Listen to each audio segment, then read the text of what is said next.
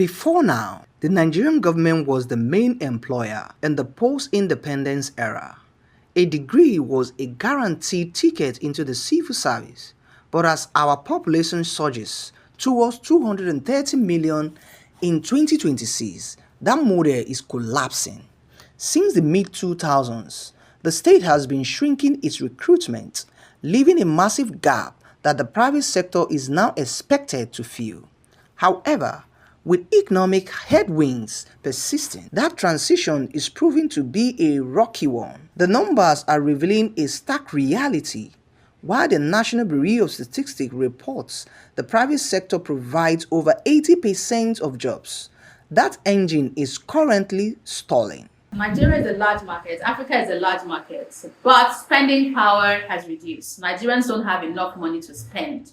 And their basic needs are just survival, which is the basic food, housing, and maybe transportation to work. Every other thing in between, which should serve them beyond the primordial needs, are now secondary. So the markets are there, the opportunity is there, but accessing that market is very difficult because the market is unable to pay and the people providing service for the market are unable to keep providing service and products. According to National Bureau of Statistics and the Manufacturers Association of Nigeria, the sector is witnessing a 46% investment plunge and over 760 firms closures, a crisis driven by 676 billion naira in annual energy costs that has already erased 18,000 jobs. We are seeing a sector under siege as some multinationals are exiting.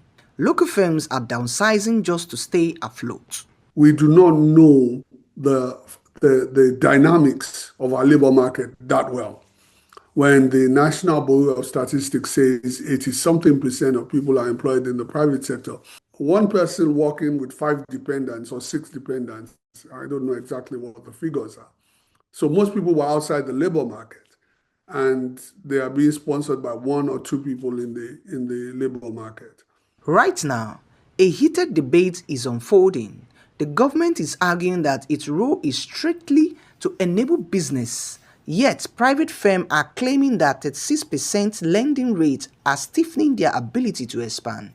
While the government is running out of office space and the private sector is exhausting its capital, the resulting stallment is transforming the working class into vulnerable class as job security evaporates. So companies, founders, startups are surviving. What the government needs to do is to provide indeed what makes business easy. Electricity is top on the list, grants and support. Borrowing rates, lending rates are very high. You walk into a bank today to get loans and well, you know what you are going to face when you get there. So if all of these things are not possible, the Bank of Industry is not really servicing the industries, then we're not really moving forward. Creating adaptive systems of employment and of self-employment in the global gig economy that we're in, because we're in a gig economy. We have to be imaginative, we have to be original, and we have to be intentional. As we move further in 2026, the question isn't just who should provide jobs, but who can. The employees are demanding more than just enabling environment, they are demanding actual paychecks. Sydney Okafor for the HR Anchor.